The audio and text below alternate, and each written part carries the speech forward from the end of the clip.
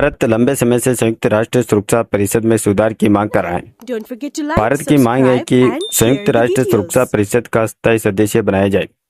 अब रूस ने भी भारत की स्थायी सदस्यता का समर्थन किया।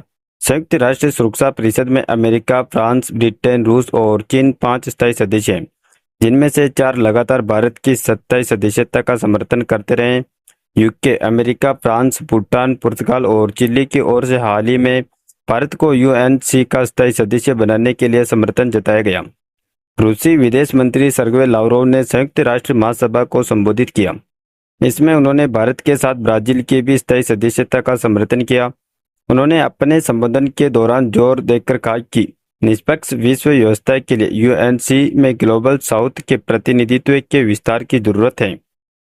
उन्होंने कहा, हम पश्चिम के साथ बातचीत से पीछे नहीं हट रहे हैं। जुलाई में रूस के प्रस्ताव पर अधिक न्याय संगत, अधिक टिकाऊ विश्व व्यवस्था के निर्माण के विषय पर सुरक्षा परिषद में खुली बहस हुई थी।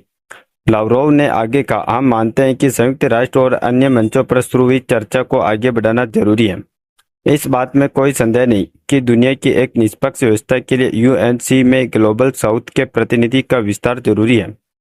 रूसी विदेश मंत्री ने यूएनसी में भारत और ब्राजील को स्थायी सदस्य देने का समर्थन दिया, लेकिन किसी नए पश्चिम देश को 27 सीट देने का कड़ा विरोध जताया। सर्गेई लावरोव ने कहा, हम ब्राजील और भारत की उम्मीदवारी का समर्थन करते हैं, साथ ही अफ्रीकी संघ की पहलों पर सकारात्मक निर्णय लेने का भी समर्थन करते हैं, लेकिन निश्चित रूप से हम पश्चिमी देशों के लिए अतिरिक्त सीटों की बात भी नहीं कर सकते, जो पहले से ही यूएनसी में ज्यादा प्रतिनिधि रखते हैं। भारत लंबे समय से विकासशील देशों के हितों को लेकर बेहतर प्रतिनिधि के लिए यूएन में स्थायी सीट की मांग करता रहा। हाल ही में भारत को समर्थन के लिए दुनिया के कई देश से आगे आए। शुक्रवार को भूटान के प्रधानमंत्री ने भारत की स्थायी सदस्यता का समर्थन करते हुए कहा कि भारत इसका हकदार है। अपने संबोधन में सर्गेई लावरोव ने पश्चिमी देशों पर वैश्वीकरण के मूल्यों को कुचलने का आरोप लगाया। उन्होंने कहा, पश्चिमी देशों के दुनिया के आधे देशों पर प्रतिबंधों की जंग छेड़ दी है और डॉलर को हथियार की तरह इस्तेमाल करें। फिलहाल के लिए इतना ही। बाकी अपडेट्स के लिए जुड़े रहे KSR News 24 के साथ।